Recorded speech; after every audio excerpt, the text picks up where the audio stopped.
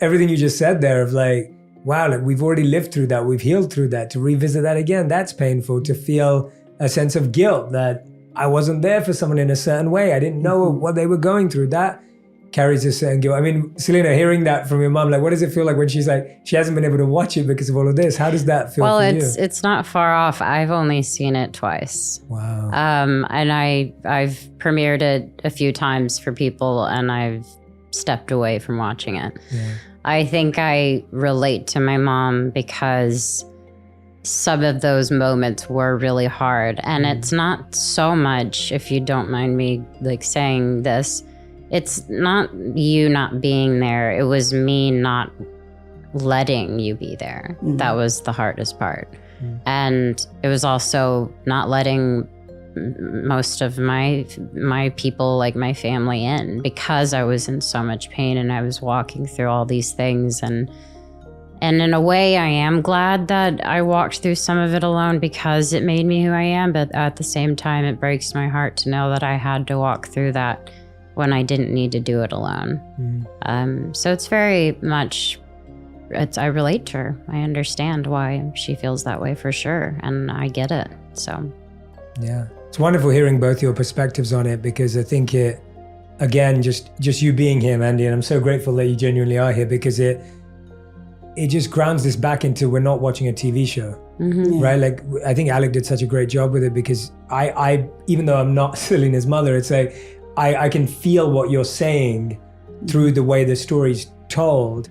But I think often when we watch things like this, we're like, oh yeah, that's a TV show, it's not someone's life. And then when I'm sitting all of a sudden with you, I'm like, oh no, but this is real life. Like this is someone's actual life and emotions. And that, that having your voice in this conversation is so useful for that.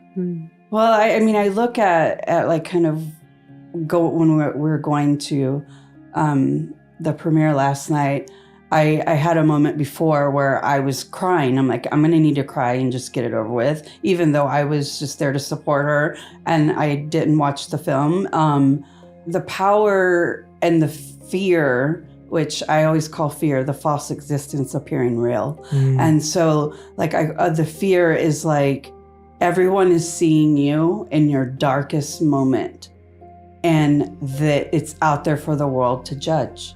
And they will judge it however they will, because even, again, not seeing the documentary, I hear it's very real and raw and honest and open. To do something like that, it's for me, I cry out of fear of like how you were feeling and like how I could protect you. And then I was like, I know that the little bit I did in the interview, I was down a week afterwards because it did put me back in that place, even though we weren't there. And I blacked out the minute, Alex said action, and he was so nice about it. And my lovely dear friend, Emily, who does my hair and makeup, she was back there going, and she was all crying. And then she's like, I didn't know. And I'm like, well, now everyone's going to know. And there's something beautiful to that, because you're exposing a lot, and that can be fearful, but you're also giving a lot if that's how you look at it. And so I think it can make those dark moments really beautiful. Yeah. Well, I think that's something you as a family seem to have definitely embodied, the idea of using your pain to serve others, figuring out a way to make sure that these stories are not just told in silos, but they help other people feel connected. And, with what you're doing with Wondermind, like, tell us a bit about the mission behind why you founded that and why you brought that to life, because I feel it comes from the same place of like, we're going through these things personally, but we also know this is a collective global challenge. And so we want to be a part of supporting those communities. When I was really young, and I was about 7 years old, I did have my first and only suicide attempt. Wow. However you say it. And it didn't happen. 7 years old. 7 years old. And I think that traces back the time of always not feeling like nothing around me made sense in my world. And it was just like, I felt like I was, and nothing bad was happening. It's just like, this seems wrong to me. This seems wrong to me. I seem wrong. Like, how do I fix this? But from that moment, I've always carried, I think, that moment in my life in my mind of like not wanting anyone to ever feel that way, which is what led us to 13 Reasons Why and some of her fans opening up to us. When I read that, I knew that needed to be a conversational piece. And from the response of what it did and opening those conversations, it inspired me to do more, but it was like about the timing of what we wanted to do and how we're going to use it. And so collaborating and figuring out what's missing out there as a support system was the ecosystem that we're planning and working tirelessly to create, where all of it is cohesive and you have one place to go to see that, we actually targeted really a filter of feelings. So everybody has feelings that might not be a diagnosed medical condition, but also how can we put out content every day that, keeps it light, but keeps it real and keeps it open for conversation, and build a community where everyone will feel safe and not ashamed of like a feeling that they're having, and not ashamed. I heard you guys talking about perfection. It's like, I don't like to pretend there is perfection. I think perfection kind of puts a little bit of pressure whenever you can just be. Like just be. And like, so I'm not a big social media fan, but definitely go to Wondermind where we share positive messages. But I think what, inspired me was creating this for everyone and content for people to have access to that can't afford to get treatment or don't need treatment, but they need someone to say, hey, check this out. So it's really for everybody. Yeah. Thank you so much for sharing your personal experience though, because I can imagine that, the fact that you've held that close to you for this long and now that's coming out in this beautiful way, but when you're holding on to it, it doesn't feel that beautiful always. I mean, Selena, how old were you when you first learned about your mom? Well, I don't think, and this is probably fair enough to say, like she never really hid a lot of stuff. Wow. When I was younger, I never was aware that we didn't have enough.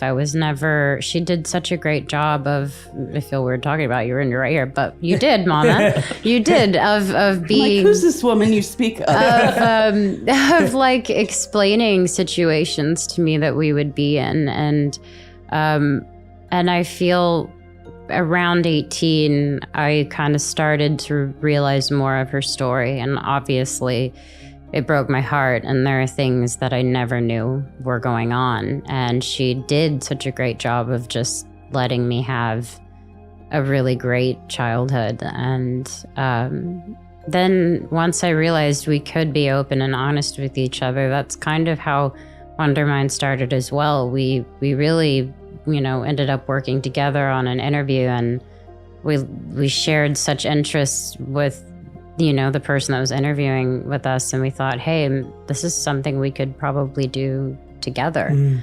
And it happened that way. And it's been really fun. I do want to, I know this is like a love fest, but like, I do want to, there's a moment that, like you touched me during that time that I don't even know if you remember.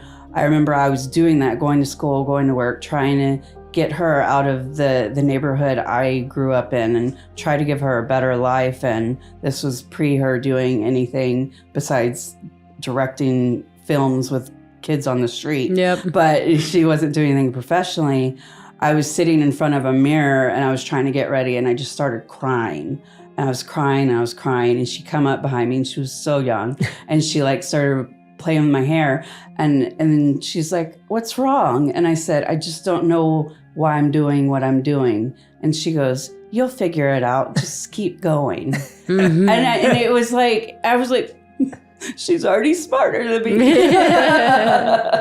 So it was like a really good, like, strong moment. Yeah. Like, you don't ever want to, I think being vulnerable in front of her allows, the vulnerability to, be welcomed. Yeah, absolutely. Yeah. I think I think that's so true. As we're growing up, it's like we often look at our parents as perfect unless they let us in. Yeah. Or by the time you figure out that they're not. And it's interesting that you're saying that at least you felt you were just always open and honest with what you were going through.